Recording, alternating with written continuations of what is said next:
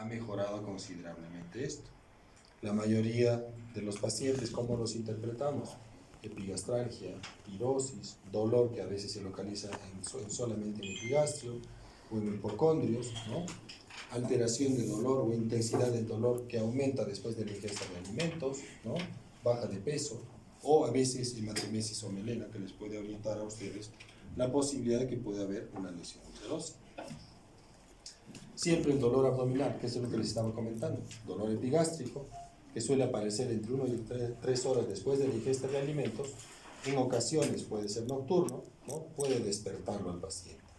Pero un dato importante de las úlceras es que mejoran considerablemente cuando uno tiene dolor e ingiere alimentos o consume sustancias alcalinas o antiácidos, mejora considerablemente el dolor. Un dato importante de todo el ciclo de las úlceras que van a ver en algunas literaturas es que toda úlcera tiene un ciclo de cicatrización. Toda úlcera empieza con un evento agudo y con o sin medicación puede llegar a cicatrizar, y si uno no recibe tratamiento se vuelve a activar, ¿sí? Puede ser cíclico, ¿no? Por eso es que dice, puede oscilar entre 15 y 20 días y puede ser periodos de intercurrencia asintomáticos, es decir, puede mejorar la sintomatología solamente con antiácidos y a veces hay cicatrización espontánea de la lesión. Exámenes auxiliares no nos ayudan mucho, pero básicamente nos pueden ayudar para ver si hay anemia o pérdida de sangre. Si el paciente tiene, por ejemplo, una úlcera sangrante, va a haber alteraciones en el hemograma. La bioquímica hepática, creatinina, calcio, dosaje de gastrina nos puede servir para ver básicamente Solinger Ellison. Los niveles o medición de salicilato en pacientes usuarios de aspirina no se hace habitualmente. Dosaje de pepsinógeno y la medición de secreción de ácido. Son estudios, estos tres últimos generalmente son más estudios experimentales, no se hacen de manera rutinaria. Pero lo que nos ayuda de manera considerable e importante es el estudio endoscópico. Tiene una sensibilidad del 95%, ¿sí?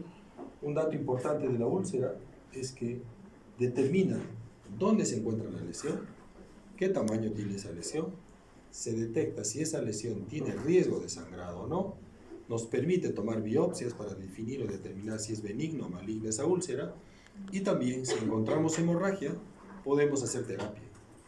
Esta lesión es una úlcera por estrés, no necesita tratamiento. Pero esta úlcera que ven acá es una úlcera duodenal en la pared anterior del duodeno, tiene un vaso visible, no sangrante. Si ese vaso yo no lo trato endoscópicamente, tengo una alta probabilidad, más del 50%, de 35 a 45%, de que esta lesión pueda resangrar.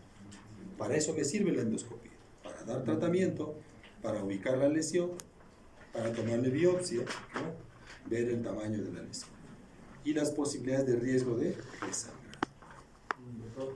Dime. Y en las úlceras que son por estrés, ¿cuál sería la manera para la recuperación? Mira, el factor de estrés está relacionado muchas veces a algunas patologías, ¿no?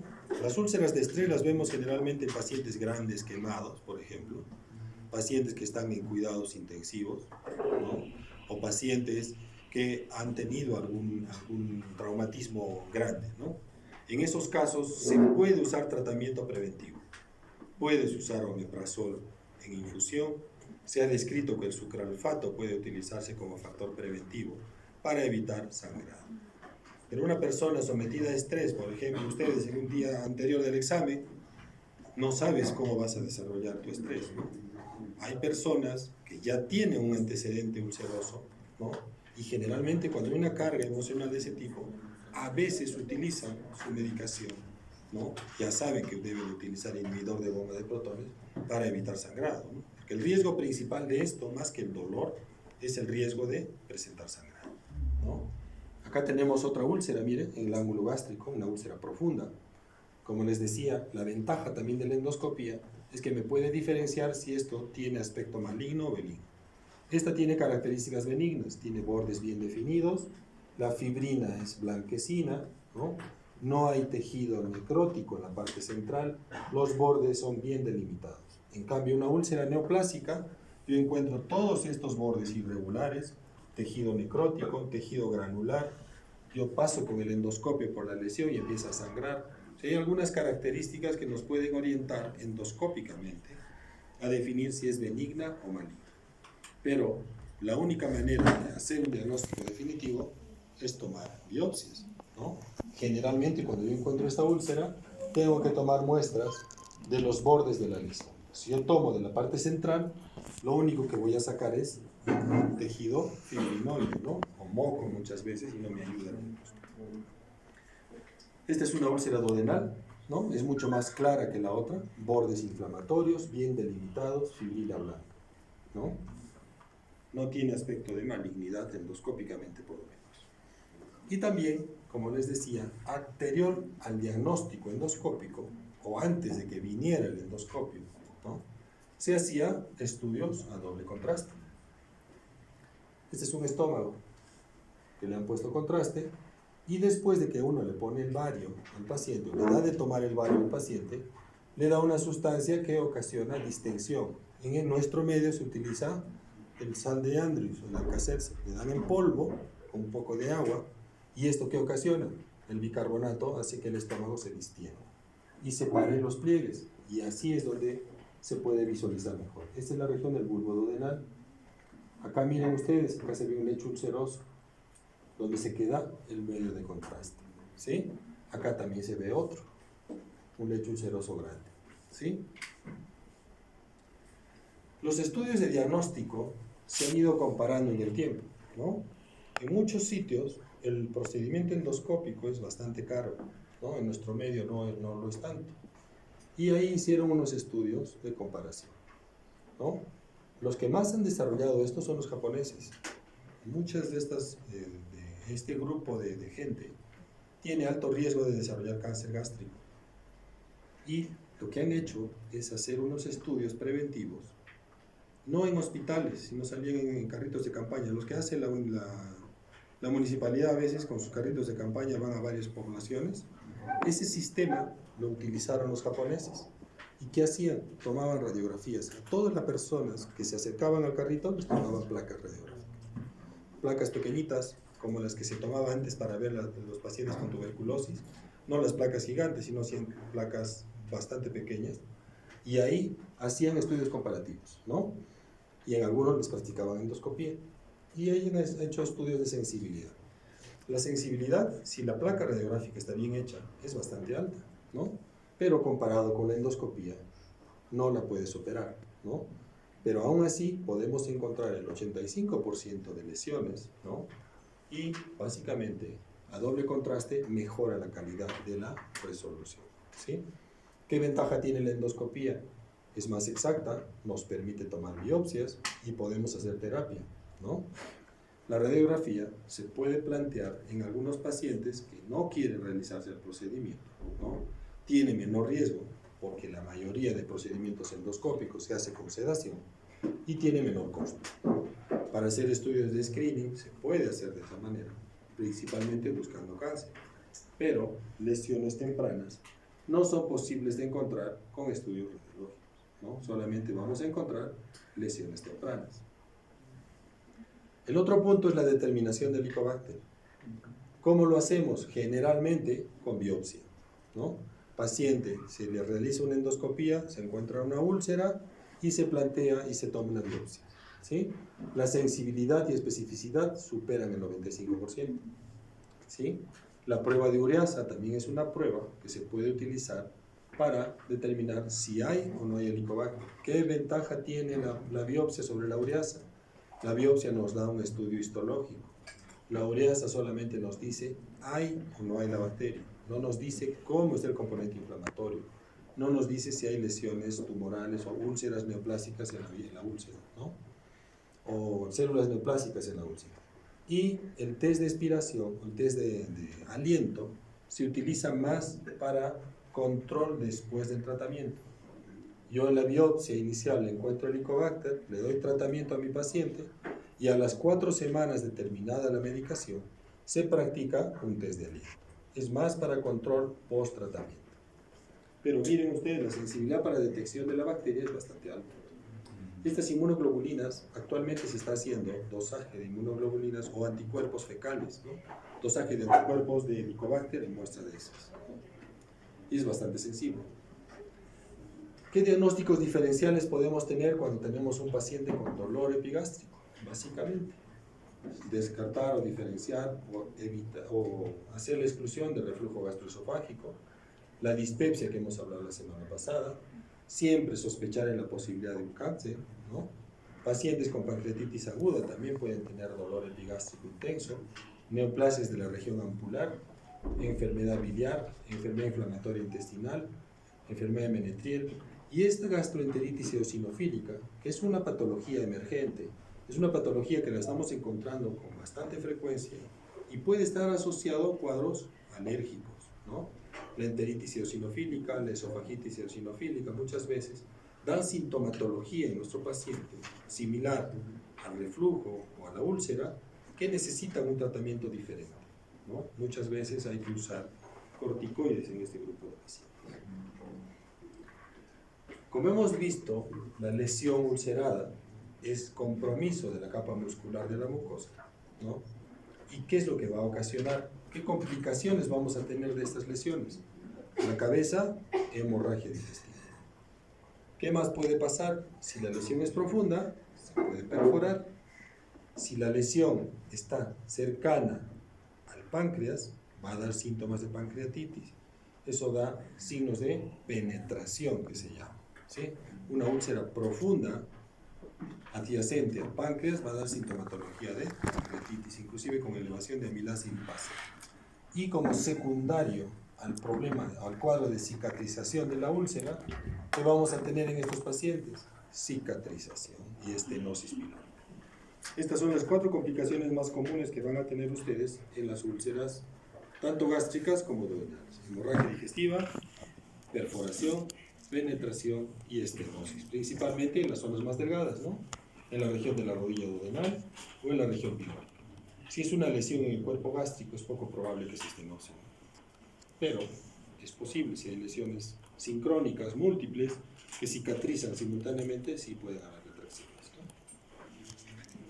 La hemorragia es la complicación más común, ¿no? Y generalmente se presenta casi en el 20% de los pacientes con úlcera duodenal. Es una complicación 4 veces más frecuente que la perforación, pero el manejo es más complicado, ¿sí? En el sentido de que si no encontramos el punto de hemorragia y no lo podemos controlar por endoscopía, este paciente se nos puede descompensar y a veces puede acabar en salas de operaciones. Esta lesión, por ejemplo, sangrante, es una úlcera Forres 1A, es un sangrado a chorro. Acuérdense que todas las lesiones gástricas, duodenales, son lesiones con sangrado arterial. El único sangrado venoso que tenemos en el tubo digestivo alto es el sangrado por varices asociado a hipertensión. ¿Qué ventaja tiene el sangrado arterial? ¿Qué pasa con la arteria cuando la cortamos? Sangra. ¿Pero qué pasa? ¿Qué característica tiene la arteria? Tiene músculo. La vena no tiene músculo. ¿Qué pasa entonces con la arteria? Si se corta, hace vasoconstricción. Es el mismo principio por el cual nosotros usamos adrenalina cuando hacemos este tratamiento endoscópico. ¿Qué le ponemos? Inyección de adrenalina, eso hace vasoconstricción. Una vez que encuentro el vaso, le pongo un clip, ¿no? O le pongo argón, que es una sustancia, es como un soplete, ¿no? Genera calor y quemamos la base del vaso sanguíneo que está sangrando. La perforación no es algo frecuente, no es algo común, pero la característica de una úlcera perforada es que el paciente va a ser un abdomen agudo quirúrgico, va a ser peritonitis y es de necesidad quirúrgica, ¿sí? Es más frecuente que una úlcera duodenal se perfore que una úlcera gástrica, es por el espesor de la pared. ¿Qué datos voy a encontrar que me van a indicar que una úlcera se ha perforado?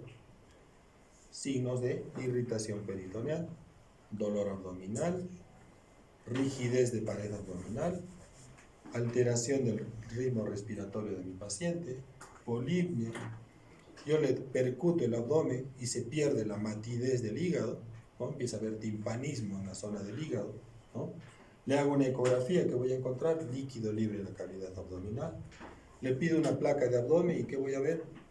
Aire por encima del hígado, ¿no? Esos son los datos clínicos que me van a decir, este paciente está perforado. Esto es un dato importante que yo debo excluir antes de pedir una endoscopía.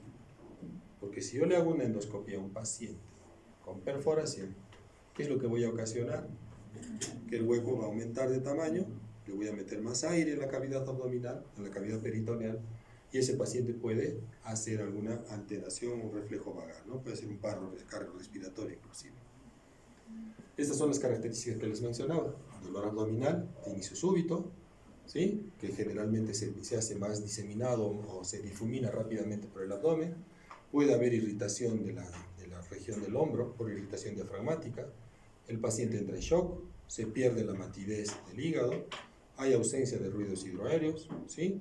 Y en la placa de abdomen simple, aire libre en cavidad. Se pierde la silueta hepática. Esto es lo que se ve. Acá se debería ver el hígado, ¿no? No debería verse esta doble línea. Esta silueta o esta semiluna que se ve encima del hígado es un signo que me habla de aire libre en cavidad peritoneal. Yo le hago una ecografía y voy a encontrar líquido libre también. Otra complicación, la estenosis, que es una complicación tardía de la fase de cicatrización de una úlcera. Es el ciclo convencional que yo les mencionaba, con o sin tratamiento, una úlcera va a cicatrizar. Pero si está en zonas anguladas o zonas de diámetro reducido, la cicatrización no va a ser adecuada. Va a haber retracción y a eso se llama síndrome pilórico. ¿Qué va a pasar con este paciente? Ese estómago no va a funcionar, va a empezar a distenderse, no va a haber movimiento peristáltico, va a tener vómitos retencionistas que se llama, es decir, el paciente come y vomita lo que ha comido hace 2 días, ¿no? Hay distensión abdominal, pérdida de peso, deshidratación y muchas veces en el periodo inicial pueden encontrar movimientos peristálticos del estómago. Ustedes le descubren el abdomen al paciente, lo ven distendido y van a ver movimientos de reptación o de intentos de movimiento peristáltico en la región epigástrica, ¿no? ¿Qué va a pasar con este paciente vomitador? Cuando vomitamos, perdemos electrolitos. Va a disminuir el cloro, disminuye el potasio, aumenta el bicarbonato, aumenta la urea, va a haber alcalosis hipoclorémica. Y en la endoscopía, ¿qué vamos a encontrar? Un estómago distendido, lleno de contenido alimentario. Y en la radiografía de contraste vamos a ver que el estómago se distiende o se pinta con el contraste, pero no pasa el medio de contraste al intestino. Signos de alarma, básicamente, que va a haber en estos pacientes, básicamente de obstrucción, ¿no? No va a vaciar ese estómago adecuadamente. Vamos a encontrar el bazuqueo gástrico que hemos mencionado, que se puede hacer en las maniobras de exploración de abdomen, retención del contenido gástrico, y generalmente estos pacientes empiezan a perder rápidamente peso. Las causas más comunes de síndrome pilórico, las úlceras, ¿no? Úlceras pépticas, tanto en la región del canal pilórico, ya sería una úlcera gástrica, o una úlcera duodenal, generalmente en la región de la rodilla duodenal. Pero también puede haber lesiones tumorales, leiomiomas, pólipos gástricos gigantes, cáncer o neoplasia de la cabeza de páncreas, cáncer de la región angular, que se convierten o se comportan como un problema obstructivo bajo, ¿no? En la segunda porción del duodeno hay obstrucción por el cáncer de páncreas o el ampuloma o el cáncer de la región de la papila y causan sintomatología similar. El paciente no puede ingerir alimentos.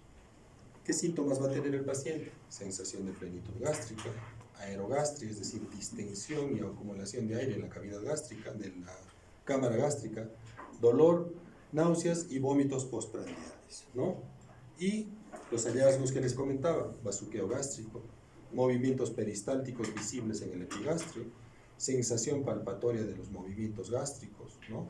Que se dan generalmente en los periodos tardíos, cuando un estómago está francamente distendido. Generalmente esto se veía hasta antes de la aparición de los estudios endoscópicos, ¿no? Cuando hay atonía gástrica, es decir, cuando el estómago ya deja de funcionar porque el estómago está completamente distendido, hay poco dolor, ¿no? Cuando hay una estenosis completa va a pasar eso, sensación de plenitud, bazuqueo gástrico positivo, vómitos retencionistas, es decir, elimina alimentos de días anteriores del haber ingerido, desnutrición, anorexia y deshidratación. Este estómago no pasa nada de contenido al intestino. Esto es lo que vamos a poder ver. Esta es una endoscopía, este es el píloro, tenemos una estenosis del píloro, el endoscopio no pasa por acá, y esa imagen de la derecha es una radiografía con contraste. Se ve lo similar, ¿no? Básicamente vamos a ver tanto en la radiografía como en la endoscopía. Ese es un estudio radiológico, ¿no? Un oblicuo. Se ve una estenosis de todo el trayecto pilórico, ¿no? El bulbo duodenal es toda esta zona, la segunda porción está normal, pero acá se ve una estenosis del trayecto del canal pilórico. Son estudios de libro, ¿no? No es muy frecuente encontrar estos estudios en los hospitales. O podemos llegar a tener esto, ¿no? Miren este estómago, prácticamente llega al hipogastrio, ¿no? Todo este es el estómago, francamente distendido, lleno de líquido y no pasa a la región duodenal, ¿no? Su hígado está acá, el estómago debería estar solamente hasta esta zona, ¿no? Este es un estómago con atonía, ¿no? Básicamente, pues, probablemente semanas sin poder ingerir alimentos, ¿no? ¿Cuándo mandamos a operar a nuestros pacientes? No todos los pacientes con úlceras se operan. Como les decía, una vez que apareció el Helicobacter, la mayoría se da tratamiento antibiótico, ¿no? Ya no se operan los pacientes. ¿Cuándo operamos de urgencia? Cuando tenemos sospecha de perforación o confirmación de perforación, o cuando no tenemos control de la hemorragia con terapia endoscópica, ¿sí? Estas son las dos únicas indicaciones de terapia de urgencia. ¿Cuándo hacemos cirugía electiva? Cuando ha habido fracaso en el tratamiento médico, cuando tenemos síndrome pilórico, cuando tenemos úlceras recurrentes o cuando hay una escasa adherencia al tratamiento médico. Este último es muy subjetivo, ¿no? Pero generalmente se programa una cirugía cuando hay síndrome pilórico o cuando no ha habido una respuesta adecuada a la terapia. Esto es con respecto a la parte de estómago, ¿no? Principalmente patología benigna. Algo que quería mencionarles es algo relacionado a cáncer, muchachos. El cáncer gástrico es una patología neoplásica bastante frecuente, ¿no? Y dentro de las lesiones malignas del estómago, el adenocarcinoma casi engloba el 75% de las lesiones, el 24% del linfoma gástrico y otros tumores como el carcinoide, liposarcoma y leiomiosarcoma no llegan al 5% juntando los tres. La principal neoplasia en el estómago es adenocarcinoma. Han hecho algunos estudios en nuestros hospitales en Lima, ¿no? Y miren ustedes, el adenocarcinoma, 90%. Esto es en el Rebagliati. Y linfoma y tumor estromal, 10% restante. Es decir, entre linfoma y carcinoma prácticamente tenemos el 99% de las neoplasias digestivas gástricas, ¿no? ¿Qué podemos decir del adenocarcinoma? Es una neoplasia maligna de origen epitelial con una incidencia variable, ¿sí?, en diferentes partes del mundo y que en nuestro medio, muchachos, consideramos o la consideramos como la primera causa de muerte por cáncer, ¿sí? No es el primer tipo de cáncer. El primer tipo de cáncer a nivel nacional, cáncer de mama, cáncer de ovario, cáncer de cervix y ovario y pulmón. Y el tercero o cuarto es cáncer gástrico.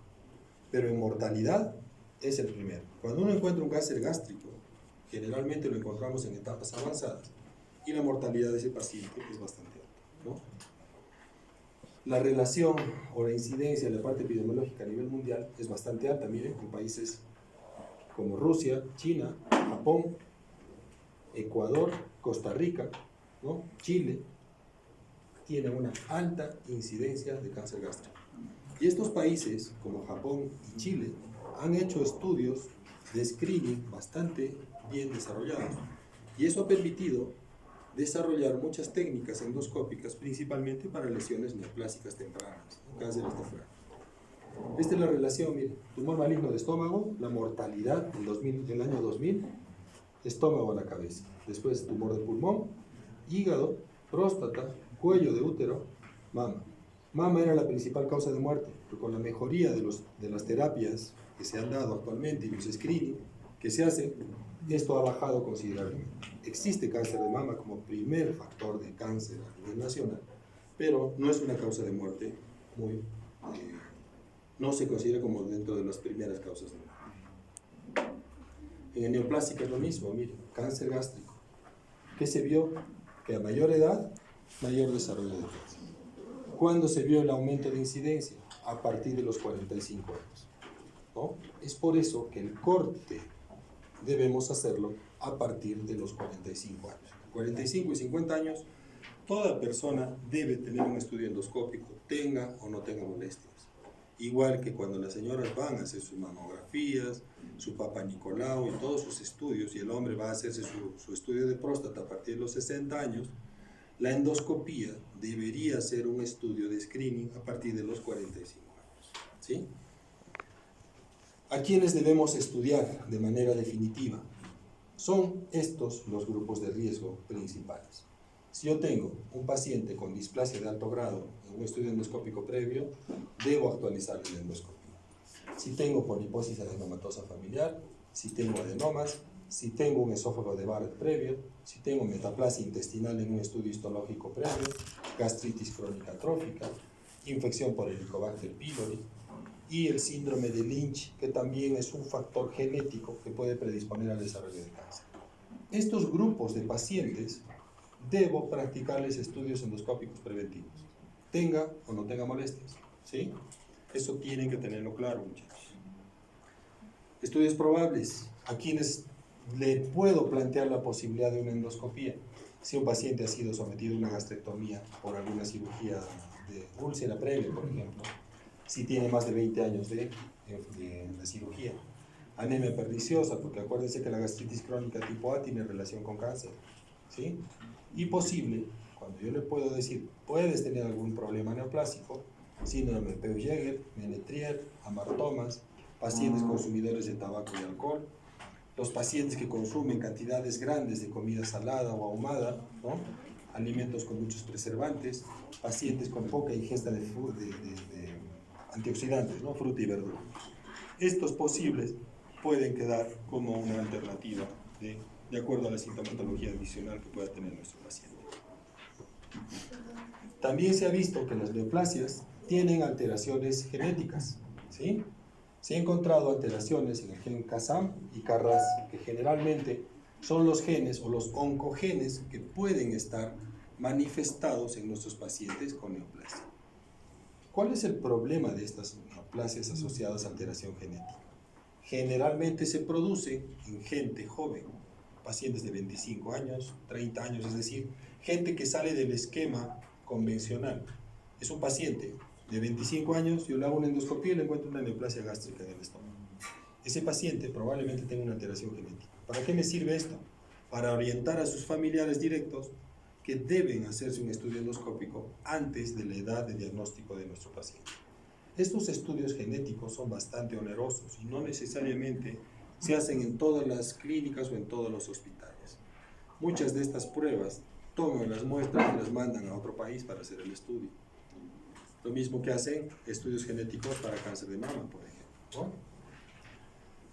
La asociación con infección por Helicobacter pylori y neoplasia también está muy relacionada, ¿no? Si este paciente, un paciente X, tiene infección por Helicobacter pylori, su factor de riesgo para cáncer es 2 veces mayor. Pero si este paciente tiene Helicobacter y tiene historia familiar, este factor de riesgo sube a 3 veces. Si este paciente tiene un tipo especial de Helicobacter que tiene A positivo y tiene historia familiar, su probabilidad de cáncer sube a 8 veces. Si tiene alteración genética y se asocia a infección por Helicobacter pylori, sube su factor de riesgo a 50 veces. Es decir, el factor genético, alteraciones en las interleuquinas, liberación de factor de necrosis tumoral alfa, interleuquina 1, interleuquina 10, tiene mayor probabilidad de producir un cáncer gástrico a este paciente. Por todo esto, ¿qué se recomienda?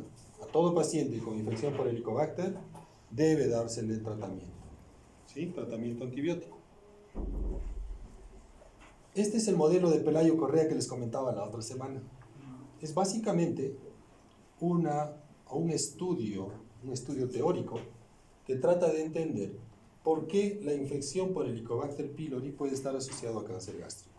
Han hecho una serie de estudios en los cuales han determinado que la primoinfección a edad temprana con Helicobacter asociado a una dieta con consumo de sal elevado causa alteraciones de la mucosa. Una mucosa normal hace una gastritis superficial como infección inicial. Si no se trata, va a ser una inflamación crónica, ¿sí? Si no se elimina el Helicobacter, ¿qué va a pasar? Inflamación crónica causa un problema inflamatorio en el tiempo. ¿Qué va a pasar? Gastritis crónica atrófica, ¿sí? Metaplasia intestinal, displasia y cáncer. Esta es la secuencia que se ha entendido y se ha tratado de propiciar o de extender en el entender de todos de que la infección por la bacteria puede llegar a desarrollar un adenocarcinoma. Por esto que les he comentado, se considera un factor carcinogénico definitivo, es un factor carcinogénico tipo 1. ¿Qué significa? Yo debo tratarlo si lo encuentro, ¿sí?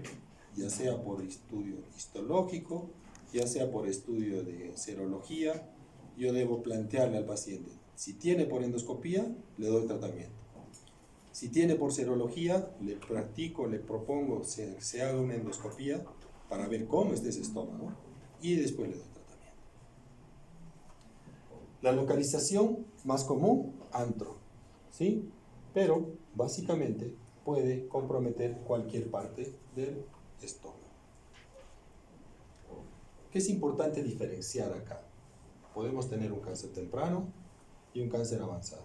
Todos los estudios que realizamos en nuestros pacientes van dirigidos a encontrar estas lesiones tempranas. Porque si yo encuentro una lesión temprana, la sobrevida de mi paciente a 5 años es más del 95%. Si yo le resuelvo el problema, le puedo curar a ese paciente. Si yo encuentro una lesión avanzada, la probabilidad de sobrevida pues no llega al 5%, muchachos, a 5 años. ¿Sí? Esta es la definición de lesión temprana. Toda lesión que está comprometida, solamente la capa de la mucosa que no compromete la lámina propia. Esta es una lesión temprana. A esto tenemos que llegar. Tratar de encontrar este tipo de lesiones. Miren, me parece una úlcera simple, ¿no? Pliegues convergentes, tejido irregular, bordes irregulares, ¿no? Lo que se trata de encontrar es una lesión que esté solamente comprometiendo la capa mucosa. Si yo encuentro esto, lo puedo mandar a operar o puedo hacer una disección endoscópica. Actualmente existen procedimientos endoscópicos en los cuales yo puedo entrar con un accesorio, ¿no? Y levantar toda esta lesión y poder cortar toda la capa mucosa pegado al músculo y sacar como si estuviera pelando una naranja, ¿no? Y esto me permite hacer una resolución sin necesidad de una intervención quirúrgica. Estas son las lesiones tempranas que van a encontrar ustedes en la literatura. Pueden ser lesiones elevadas, planas o deprimidas, o ulceradas, o asociación de ambas. Lo que tratamos de encontrar son lesiones hasta este nivel. Las lesiones ulceradas ya tienen probabilidades de tener metástasis a distancia. El cáncer temprano generalmente es asintomático, pasa como un cuadro de dispepsia, ¿no? Puede haber sintomatología como de una úlcera en el 10%, náuseas, vómitos, anorexia, llenura precoz, dolor abdominal, síntomas de dispepsia. Excepcionalmente una hemorragia, menos del 2%. Baja de peso, disfagia, menos del 2%. O sea, la sintomatología no es muy característica cuando estamos hablando de un cáncer temprano. Cáncer avanzado, cuando compromete y pasa a la capa muscular, ¿no? Y a más profundidad, mayor compromiso a distancia. Que eso es lo que tratamos de evitar, tratamos de controlar a tiempo. Un cáncer avanzado, ¿qué síntomas tiene? Masa palpable, baja de peso, dolor abdominal, anorexia, disfagia, hemorragia, llenura precoz, ¿no? Síntomas silentes en menos del 5%, ¿no? La sintomatología, miren ustedes, generalmente más de 12 meses de síntomas, el 20% de los pacientes. Es decir, ya tienen una enfermedad en la cual no podemos hacer más que darle tratamiento paliativo al paciente. Esto es lo que vamos a encontrar en un cáncer avanzado, ¿no? Lesiones invasivas con compromiso de la capa mucosa. Pueden ser elevadas, ulceradas, infiltrantes, ¿no? O ulceradas infiltrantes o francamente infiltrantes, ¿no? Estas lesiones no tienen una resolución definitiva, una curación al 100%, ¿no? También pueden haber manifestaciones paraneoplásicas cuando hablamos de un cáncer avanzado. Puede haber acantosis nígricans, síndrome de Trousseau, nefropatía membranosa, ¿no? El signo de Leser-Trelat, básicamente es una acantosis seborreica, dermatomiositis. ¿Qué es lo que vamos a encontrar? Miren, hiperpigmentación de los nudillos es una acantosis, ¿no? Que está relacionado a una síndrome paraneoplásico, ¿no? Hiperpigmentación de la piel. A eso se llama acantosis nigricans. O podemos encontrar trombosis en miembros inferiores o queratosis seborreica, ¿no? Son manifestaciones que no siempre están relacionadas a cáncer, pero hay que tenerlas siempre presentes, ¿no? Lesiones que aparecen de manera súbita, sin ninguna explicación. Un paciente que no tenía esto el año pasado y empiezan a aparecer estas lesiones, siempre hay que estudiarlas, ¿no? O empiezan a tener trombosis inexplicables, ¿no? Las metástasis de estómago, ¿a dónde van? Principalmente a hígado, a pulmones, a cerebro, ¿no? Y básicamente por vecindad a órganos vecinos, ¿no? A los vasos sanguíneos locales o a los ganglios locales, ¿no? También hay metástasis hacia la piel. Este es un dato excepcional. Es una monja que tuvo una descripción de su propio caso clínico, en la cual encontraron una lesión en la región umbilical. Se tomó una biopsia y salió positivo a cáncer gástrico, ¿sí? Y a eso le han llamado nódulo de la hermana María José, que lo van a encontrar en la literatura. Es una evolución natural de una enfermedad de un cáncer gástrico, ¿sí? Es algo excepcional, ¿no? Pero podemos encontrar esto, metástasis hepáticas, metástasis que viene de ovarios hacia estómago, que es el tumor de Krukenberg, ¿no? Es una lesión gástrica proveniente de un tumor de región de ovarios, ¿sí? Metástasis maligna de ovario hacia estómago. Ese es el tumor de Krukenberg. ¿Cómo hacemos el diagnóstico? Básicamente la clínica de nuestro paciente, laboratorio que nos va a evidenciar algunas alteraciones, básicamente anemia probablemente, ¿no? Al marcadores tumorales elevados en algunos casos, pero el estudio endoscópico, las radiografías, la ecografía, tomografía y resonancia, estos están dirigidos básicamente a realizar el estadiaje de la enfermedad. Si yo encuentro una lesión tumoral, lo que tengo que ver es si hay lesiones a distancia, si su vaso está comprometido, si su hígado está comprometido, si hay ganglios locales, si hay metástasis pulmonar, si hay metástasis cerebral, ¿no? Para eso me sirve esto. Y la endosonografía endoscópica es un estudio nuevo que también está permitiendo hacer estudios locales. O sea, se entra con un endoscopio especial que tiene un ecógrafo en la punta y nos puede ver el espesor de la pared gástrica y nos puede decir si esa lesión está comprometiendo la capa mucosa o está comprometiendo la capa muscular o ya está invadiendo la serosa. Esto se utiliza generalmente para ver si esta lesión temprana que yo encuentro me va a poder ser resecada por vía endoscópica o lo tengo que mandar a operar al paciente. ¿Qué podemos encontrar? Anemia, velocidad de sedimentación elevada, sangre oculta en heces, el T-veno positivo, y este carcinoma embrionario es un marcador tumoral que generalmente puede estar elevado cuando hay lesiones a distancia, cuando hay metástasis en el paciente. Esa es la parte inicial, muchachos. La segunda parte vamos a hablar la semana que viene, principalmente relacionada a la hemorragia digestiva. Por favor, saquen una hojita. Rápido, para que se vayan, muchachos. Vamos. Cuanto más exámenes tenga, más posibilidad de aprobar. ¿Está?